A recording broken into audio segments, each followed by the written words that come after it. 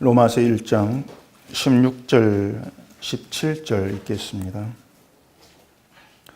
내가 복음을 부끄러워하지 아니하노니 이 복음은 모든 믿는 자에게 구원을 주시는 하나님의 능력이 됨이라. 먼저는 유대인에게요 그리고 헬라인에게로다. 복음에는 하나님의 의가 나타나서 믿음으로 믿음에 이르게 하나니 기록된 바 오직 의인은 믿음으로 말미암아 살리라 함과 같으니라. 아멘. 기도하겠습니다. 저희에게 믿음을 허락하셔서 믿음으로 살게 하시는 우리 아버지 하나님, 믿음으로 사는 것이 어떤 것인가를 말씀을 통해서 배워가게 하시옵시고 우리의 뜻과 우리의 의지로 살아가는 이 세상의 삶이 아니라 우리 하나님 복 주신 그 믿음으로 살아가는 참된 그 삶의 평강과 기쁨을 맛보는 저희가 되어지도록 해주시옵소서. 예수님 이름으로 기도합니다. 아멘. 제가 2009년도에 믿음을 주제로 설교를 했었습니다. 그때 그 설교한 원고를 이제 수정하고 보완을 해가지고 믿음을 알면 길이 보인다. 그 책을 펴냈는데 그때 그 원고 수정하고 또 책을 펴내면서 믿음과 연관해가지고 좀 더 생각해 볼 내용들이 좀 생각이 났었습니다. 그래서 에베소서를 마치면은 믿음을 주제로 해서 좀 더 다른 내용들을 좀 생각해 봐야 되겠다. 그런 계획을 세웠던 것이죠. 믿음을 주제로 좀 더 설교를 해보고 싶은 다른 이유가 또 있는데 언젠가 제가 말씀을 드린 것처럼 성경 용어에 대해서 좀 다루고 싶은 그런 마음이 있기 때문에 그렇습니다. 한국 교회의 문제 중에 하나가 이 성경 용어에 대해서 오해가 굉장히 깊다는 겁니다. 뭐 회개랄지 기도랄지 뭐 복이라 할지 뭐 평강, 은혜, 사랑 성경에 등장하는 그 모든 용어에 대해서 이해가 아주 크게 잘못되어 있는 게 지금의 현실이라고 할 수가 있습니다. 이처럼 용어 자체가 어떤 성경적인 의미로 접근해 가지고 이해를 하는 것이 아니고 늘 인간의 그 종교적인 그런 시각에서 접근을 해 가지고 이해를 하다 보니까 기독교가 그냥 종교와 똑같은 종교화 돼버린 것이에요.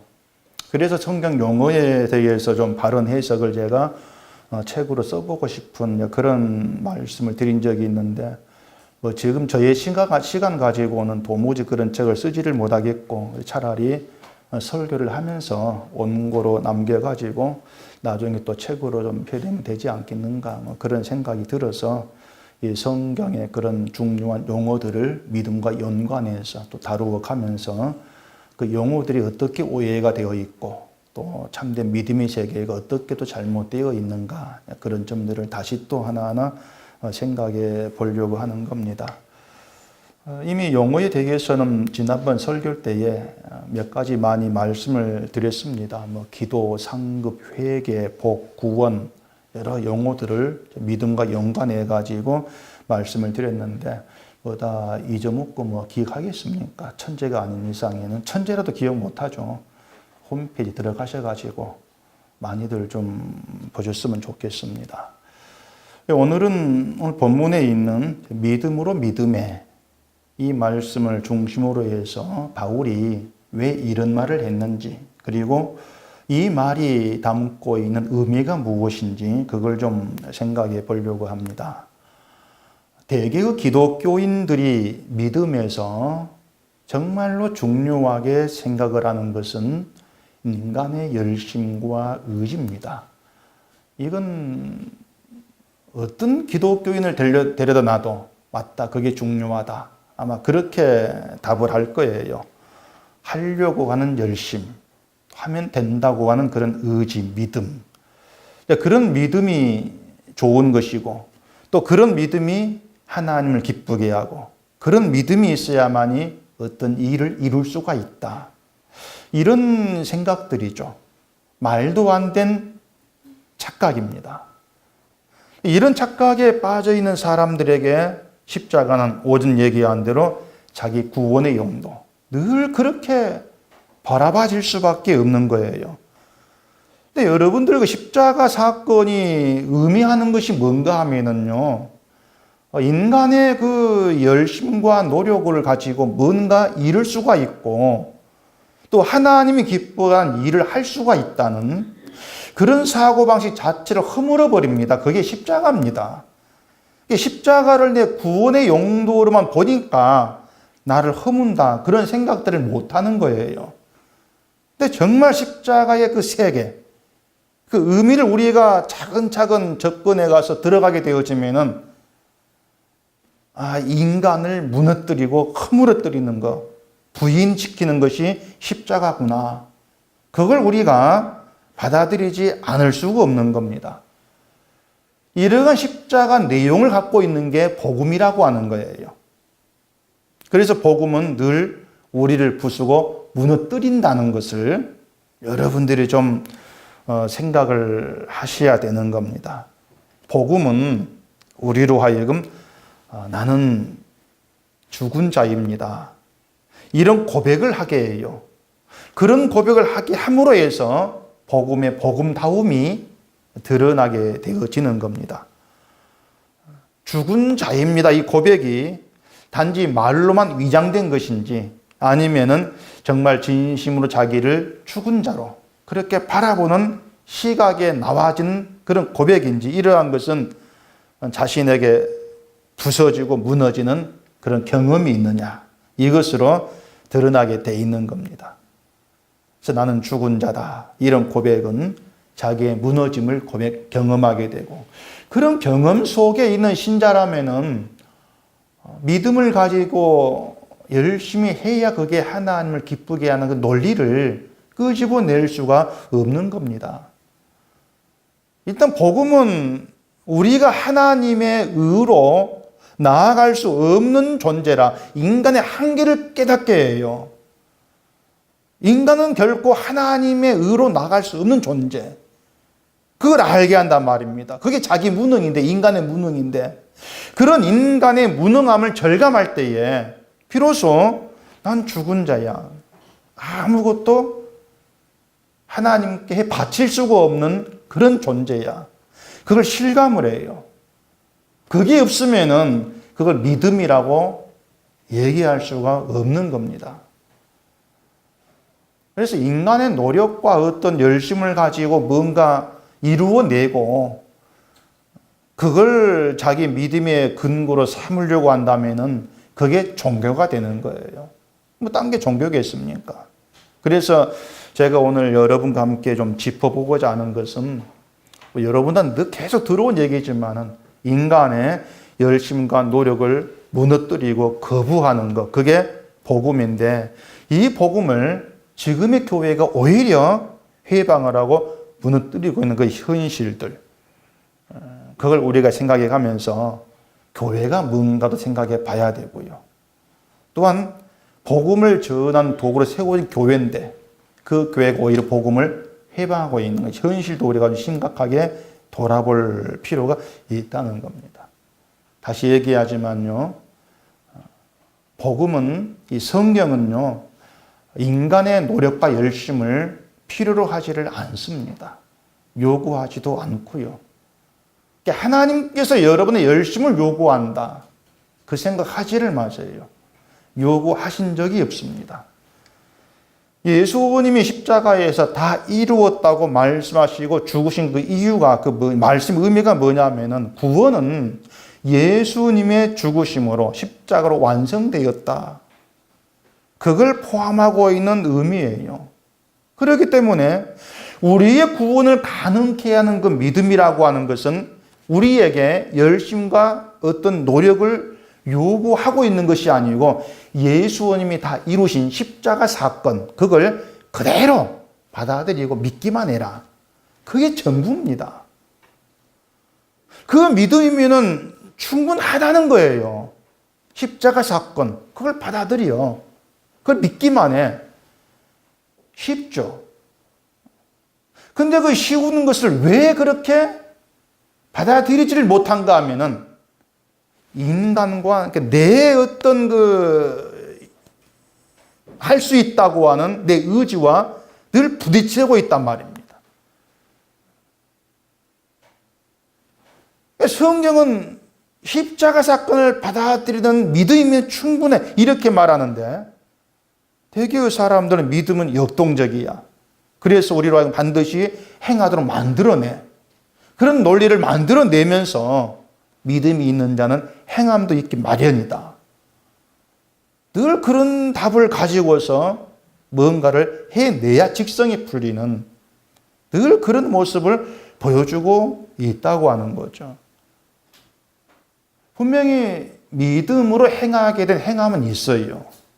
없는 건 아니에요. 있는데 사람들이 생각하는 행함하고 믿음으로 나타진 행함하고 근본적으로 다른 차이가 있단 말입니다. 근데 그걸 생각지를 못하죠. 행함을 얘기하면서 내가 생각한 행함 자체가 문제가 있고 잘못된 거란 거 알지를 못하는 겁니다. 그런 것들이 바로 성경 용어에 대한 잘못된 이해죠. 용어가 어떤 의미인가를 모르니까 행함 그러면은 내가 뭔가 실천해야 되는 거. 이렇게 연결시켜버리는 것이죠.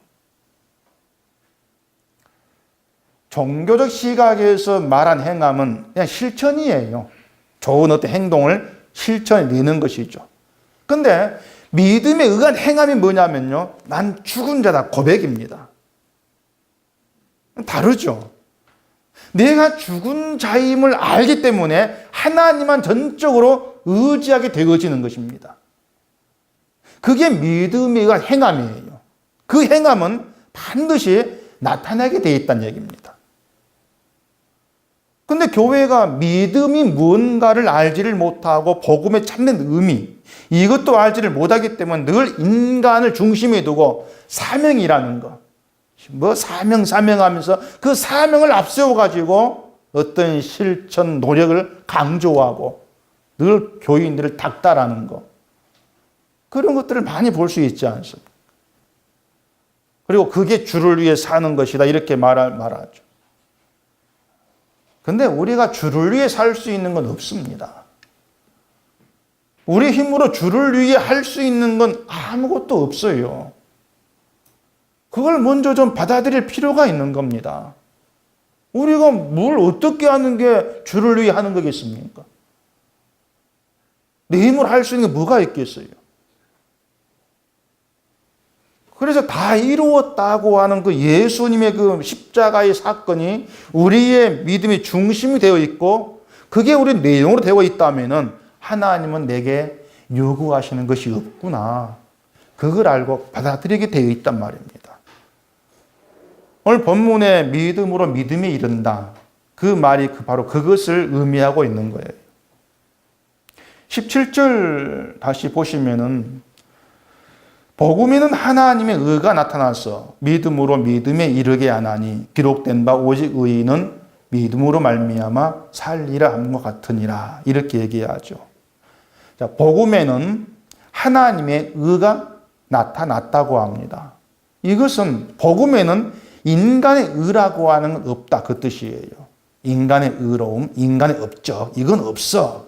오직 하나님의 의로움만 나타나고 증거되는 게 복음이야. 그런 말이라는 얘기죠. 따라서 복음 앞에서 무너져야 될 대상은 인간의 의입니다. 우리가 행한 업적들. 그런 것들이 다 무너져야 될 대상일 뿐이라는 거예요. 이 사도가 말한 복음에 나타난 하나님의 의는 예수 그리스도예요. 로마서 뒤에 그 3장 22절 보시면은 이제는 율법 외에 하나님의 한 의가 나타났으니 율법과 선지자들에게 증거를 받은 것이라 그렇게 얘기합니다. 율법 외에 하나님의 한 의, 예수님을 가리키죠. 율법 외에 한 의, 이렇게 얘기하고 있는 것은 인간이 아무리 율법을 지키고 실천해도 그게 의가 되지를 못한다. 그 뜻이에요. 그래서 율법 외에 한 의, 그 말입니다. 우리가 아무리 율법을 지키고 백날 노력해도 그게 우리의 의가 되지를 못해요. 이유가 뭡니까? 우리의 재주 가지고는 율법의 완성을 이루지를 못합니다. 그렇기 때문에 의가 될 수가 없는 것이죠. 근데 예수님은 율법을 완성하신 분이에요. 그래서 예수님이 의가 되신다. 율법 외에 이렇게 말씀하고 있는 겁니다. 그리고 우리는 그 예수님의 의를 믿음으로 해서 우리가 의로운 자로 여김받게 되는 것이고 그것으로 구원에 이른다. 이렇게 얘기하는 게 성경이라는 얘기죠. 그러니까 그 안에는 우리의 어떤 의나 행함이 들어갈 수가 없는 거예요. 그래서 믿음으로 믿음에 그렇게 말하고 있는 겁니다. 믿음으로 믿음에 너희의 것은 아무것도 들어올 수가 없어. 그래서 우리가 믿어가지고 되는 건 아무것도 없고 믿음을 선물로 주셔서 그 믿음이 우리로 하여금 예수님의 의를 믿게 하는 것이고 예수 그리스도 안에서 의로운 자 여김받죠.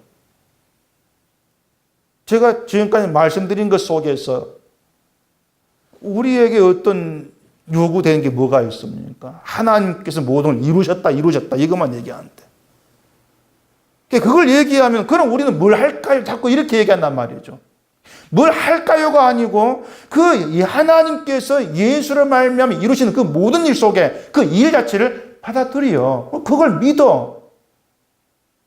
그게 성경이 얘기해요. 그걸 믿어. 이걸 이해를 못한 이유가 뭐냐면 늘 믿음을 받았으니까 뭘 해야 되고 남겨야 되고 그렇게 연결시키기 때문에 그냥 믿기만 하면 돼? 그런 게 어디 있어? 늘 그런 식의 반발을 할 수밖에 없는 거예요. 뭘 해야 그게 마땅한데 믿기만 하면 돼. 믿기만 하면 돼. 그게 좀 납득이 안 된다는 얘기죠.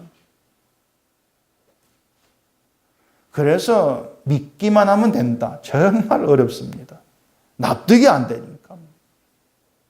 도무지 이해가 안 되거든요. 힘든 것이죠. 믿기만 하면 된다. 그게 나의 복이구나. 아, 그 세계가 정말 축복의 은혜의 세계구나. 그렇게 받아들여지는 것이 복 있는 사람이에요. 그래서 딴 게 복인 사람이 아니란 얘기입니다. 그래서 사도가 말하는 믿음으로 믿음에 이른다. 이러한 말에는 인간을 차단시켜버리는 겁니다. 애당초부터. 차단시켜버리고 오로지 하나님께서 이루신 그 일만을 부각시키고 그 일만을 바라보게 하는 거예요. 우리가 믿어 되는 것은 아무것도 없다. 하나님이 우리를 찾아오셨고 하나님께서 믿음을 주셨고 하나님이 뜻하신 모든 걸 하나님이 이루어내셨다. 그 얘기 아닙니까? 여러분이 하나님을 찾아간 적이 있습니까? 없잖아요. 하나님이 우리를 찾아오신 거예요. 우리가 엉망인데도 찾아오셔가지고 믿음으로 우리를 만들어 가시고 주를 찬양하는 그런 자리에 세워내시고 이렇게 성경은 모든 것이 하나님이 이루신 그 일만 우리에게 증거하고 나타내고 있는 거예요. 그 얘기를 하자 그 말입니다. 그걸 봐드리고 그 얘기를 하고 그게 우리 기쁨이 되기를 소망하자 그 말이죠. 그 세계를 누리자는 것이에요. 그게 자유의 세계니까.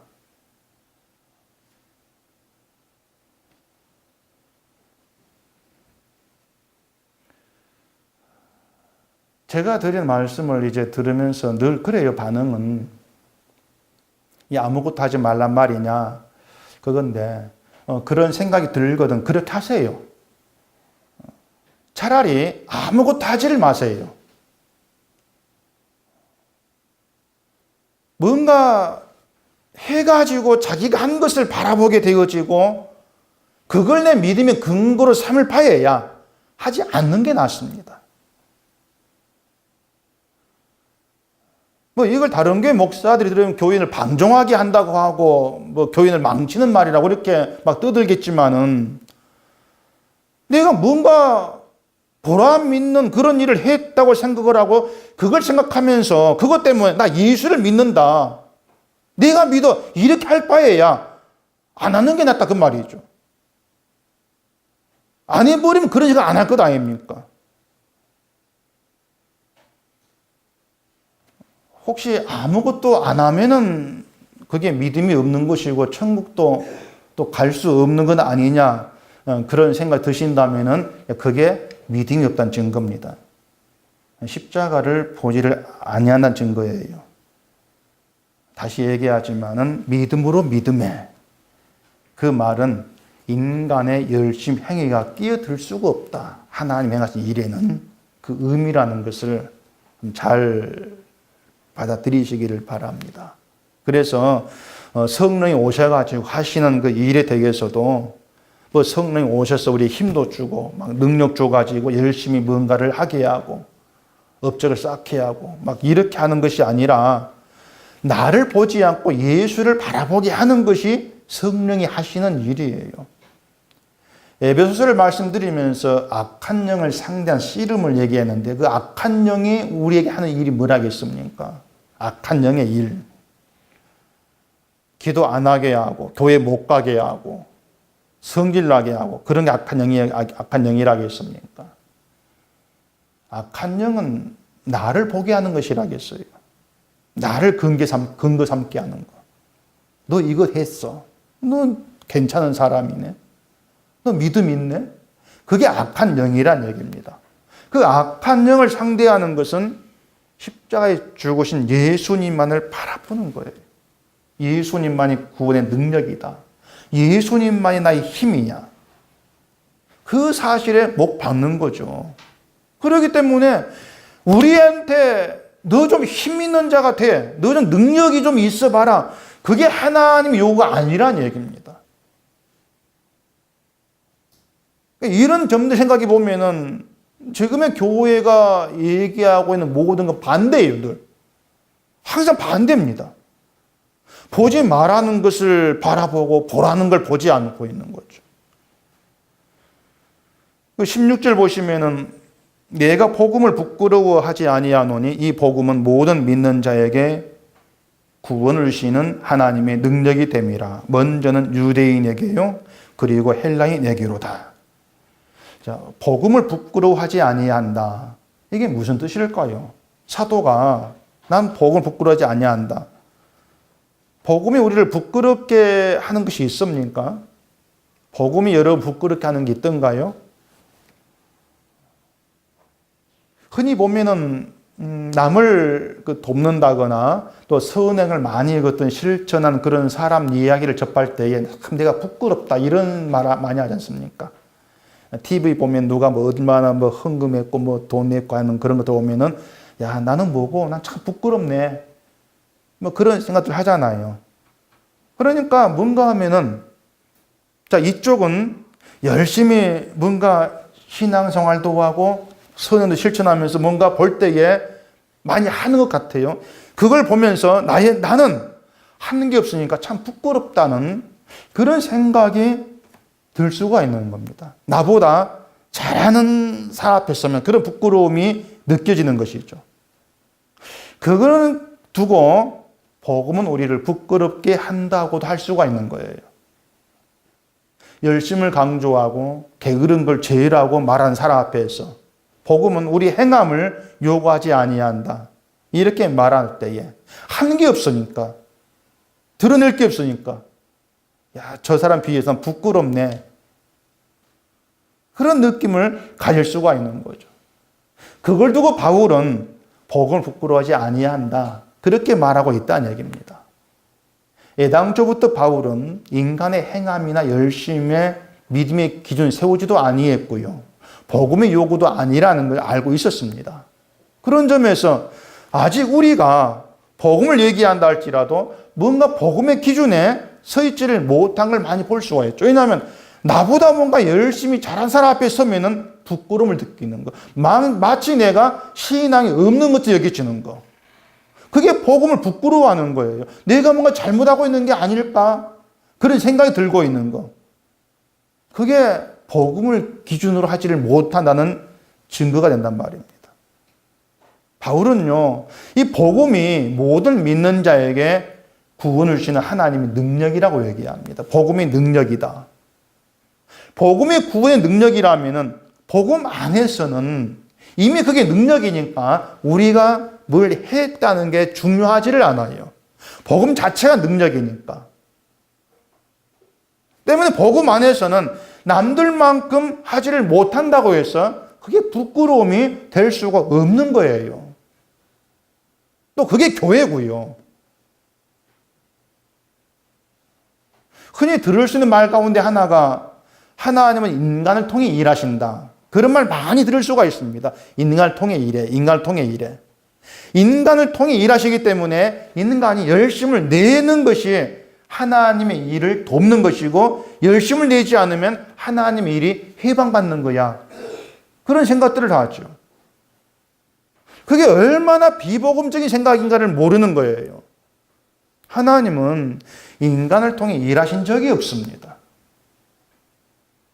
만약 하나님이 인간을 통해 일하신다면 하나님의 일, 약속은 성취될 수가 없어요. 시당초부터 실패해버렸죠. 자, 성경에 아브라함 나옵니다. 이삭 나옵니다. 야곱 나옵니다. 다윗 나옵니다. 모두가 다 하나님의 약속을 입은 사람들이었습니다. 근데 그들이 보여준 것이 뭐였습니까? 실패였습니다. 실패밖에 없죠.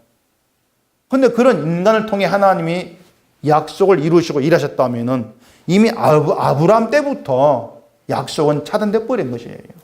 실패로 끝나버린다는 얘기입니다. 인간은 실패와 실패를 거듭했지만 그럼에도 하나님 뜻은 포기하지 않으시고 하나님이 기어이 이루시고 완성하셨다. 그게 성경이에요. 그걸 보여주고 있는 겁니다. 인간 실패에서. 그래서 하나님은 인간을 통해 일하신다. 그게 아니고 인간에 대해서 어떻게 일하시느냐. 이걸 말하고 있는 게 성경이라는 얘기입니다. 인간에 대해 어떻게 일하셨느냐. 인간은 실패했지만 하나님은 실패하지 아니했고 오히려 그 실패한 인간을 끌어다가 복음을 완성하는 도구로 하나님이 쓰시고야 말았다는 거죠. 모든 게 하나님의 일하심이에요. 그래서 진정한 인간다움이 어디에 있냐면은 수준 높은 선행을 보여주는 게 인간다움이 아니고 인간은 실패할 수밖에 없는 무능한 존재이라는 고백하는 인간다운 겁니다. 그것이. 그게 정말 신자다운 것이고요. 그래서 교회는 신자는 복음을 부끄러워하지를 않아야 돼요. 부끄러울 이유가 없는 겁니다. 교회가 복음을 부끄러워한다는 것이야말로 뭔가 욕망하는 게 있다. 그 의미가 돼요. 교회를 외적으로 풍성하게 해줄 거. 이걸 욕망한다던가. 근데 교회를 풍성하게 만드는 일에 복음은 쓸모가 없어요. 아무것도 하지 않아도 됩니다. 이렇게 말하는데 그 복음이 교회를 풍성하게 만들 수 있겠습니까? 쓸모가 없죠. 차라리 손봉호 교수처럼 기독교 윤리운동 뭐 이런 거나 하는 게 교회를 돋보게 하는 일이 있어 100배, 1000배 나올 것 아니겠습니까? 복음은 아무짝에 쓸모가 없는 거예요. 그럼에도 그러한 길을 따라갈 수 없는 것은 복음은 교회를 화려하게 만들어내는 것이 아니기 때문에 알기 때문에 교회를 화려하게 하는 그런 길을 따라갈 수 없다 그 말입니다. 그래서 여러분이 분명히 아셔야 될 건 복음은 우리로 하여금 아무것도 내 보일 게 없게 만들어 버린다는 겁니다. 그게 정말 복음의 역할이라는 겁니다. 이것이 복음을 알지 못한 사람들에게는 좋은 조롱거리가 될 수 있겠지만은 그럼에도 신자는 복음을 부끄러워하지 않고 모든 믿는 자의 구원 주시는 하나님의 능력인 복음으로 살기를 힘쓰러 가는 거죠. 그게 믿음 안에 있다는 것입니다. 여러분 생각에 율법으로 사는 것하고 복음으로 사는 것하고 어느 쪽이 더 어렵겠습니까? 율법으로 사는 게 정말 쉽습니다. 복음으로 사는 것은 정말 어렵습니다. 왜냐하면 율법으로 사는 것은 우리 힘으로 가능합니다. 단단히 마음 먹고 실천에 내면 끝나지 않습니까? 가능하죠. 복음으로 사는 건 성령으로만 가능한 일이에요. 우리 힘으로 안 되는 것이죠. 율법으로 살면 몇 가지만 실천하면 신앙 참 좋다는 그런 칭찬을 들을 수가 있습니다. 근데 복음으로 사는 것은 자기 행함에 매이지 않고 예수님의 의에 매여서 자유를 누리는 거예요. 이게 하나님의 선물이 믿음으로 가능한 일이죠. 그래서 어려운 것입니다. 그런데 그 복음으로 사는 길이 인간의 열심과 실천으로부터 조롱받는 길이라 그 말입니다. 네가 한 게 뭐 있노? 복음 하더니 교회 부흥됐나? 제가 많이 들은 얘기예요. 그런 조롱을 받게 되어지는 것이죠. 근데 이걸 생각해 보세요. 우리가 어떤 길에서 예수를 만날 수가 있느냐? 그걸 생각해 보시라는 얘기입니다. 율법의 길이냐, 복음의 길이냐, 어디에서 예수를 만날 수가 있냐는 것이죠. 우리 열심과 실천의 길에서 예수를 만나는 건 아닙니다. 예수를 만나는 것은 복음 안에서만 가능해요. 복음의 길에서 예수님을 만날 수 있게 되는 것이죠. 복음 안에서 십자가를 알게 되고 하나님 크신 사랑과 은혜에 눈이 열리게 되는 경험하는 것. 그게 모두가 다 복음에 주어진 은혜란 말입니다. 인간의 열심과 실천에서는 내 무너짐이 아니고 하나님의 은혜와 사랑을 아는 것이 아니고 오히려 나의 자존심 굳건히 세워가 버립니다. 그런데 복음에 나의 무너짐이 있다. 그러면서 하나님의 은혜와 사랑이 더 깊이 들어가게 되고 그 은혜와 사랑을 누리게 되는 것이 있다는 거죠. 오전 얘기 안으로 그 경험을 소망하시라는 얘기입니다. 그게 나의 믿음의 길 되기를 원하시라는 거예요. 그게 믿음 안에 사는 것이죠. 세상 종교를 생각해 보면 종교가 사람을 부끄럽게 하는 건 없습니다. 오히려 종교의 가르침을 잘 실천하면 그 사람을 자랑스럽게 만들어주죠. 이미 세상 사람 김수환 추기경도 예수를 믿는다고 한 사람이 있지 않습니까? 근데 그 사람이 알았던 복음은 그를 자랑스러운 인물로 만들어준 거예요. 무소유로 유명한 법정 승려도 무소유라는 실천을 통해서 그 이름이 자랑스럽지 않습니까? 이처럼 세상의 종교는요, 그 종교가 진리로 가르치는 그 내용을 잘 따르면 칭송받게 되어 있는 겁니다. 근데 복음은 안 그래요. 복음의 가르침을 따르면 조롱을 받습니다. 부끄러움이 되어질 수가 있는 겁니다. 하지만 복음이 나의 구의 능력이다. 거기에 우리 믿음을 둔다면 복음은 우리 부끄러움이 아니다. 바울의 고백에 함께할 수 있게 되어지는 것이죠. 그 복음에 증거하는 게 십자가입니다. 예수의 죽으심이 있는 신비의 십자가의 사건. 그 사건이 우리의 구원을 담아서 보여주고 있는 거죠. 그래서 복음 안에서 십자가 안에서 우리의 선함이나 착함이나 도덕 이러한 어떤 것도 용납되지 아니하고 거부당하고 온전히 예수의 피의 죽으심 그 사실을 믿는 그 믿음만 우리에게 요구되고 있다는 것을 깊이 좀 깨달아 생각하시고 늘 예수를 얘기할 때 십자가를 얘기할 때 그 십자가의 세계가 뭔가 알아가시면서 온전히 하나님께서 이루신 그 사건만 믿으시고 받아들이면서 나를 보지 않고 내가 무너진 가운데에 주님의 은혜가 굳건히 세워지고 은혜를 누리는 그런 복된 길로 힘써 가는 우리가 되어지기를 바랍니다. 기도하겠습니다. 우리 아버지 하나님, 말씀을 통해서 우리가 늘 무너져야 될 것은 나의 상식으로 내 논리로 붙들고 있었던 우리의 세계입니다. 오늘도 주신 말씀 속에서 우리가 잘못 알고 있던 나의 모든 생각들이 다 부서지고 무너지게 하시고 예수님의 십자가의 사건만, 그 복음만 우리의 심령에 온전히 남아있게 해주시옵소서. 예수님 이름으로 기도합니다. 아멘.